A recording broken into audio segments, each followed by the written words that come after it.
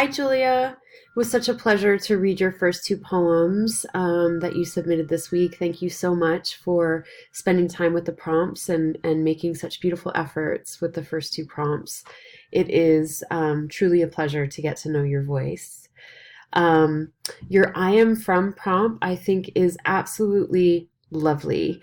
Um, I love the way that you use the poem to sort of space out all these different places that you're from and that you focused on geography. I think that was a really interesting way to frame this and make it your own. And so I'm a big fan. Um, when you asked, does it conjure up an image? That's one of your questions. Does it conjure up an image?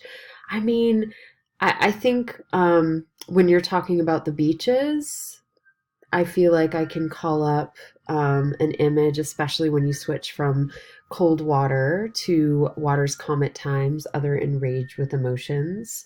Um, some of the other language in the poem brings to mind, small town cities, different places in Mexico.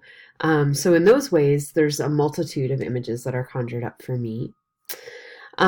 Your second poem, I really liked that when you brought up the sunset, you kept working with it. You didn't just refer to it as bringing up one particular thing, but that there was sort of a change of emotion throughout the poem. I thought that was very well done. And I do think it did provide a symbol of who you are as a writer. It's also a lovely photograph.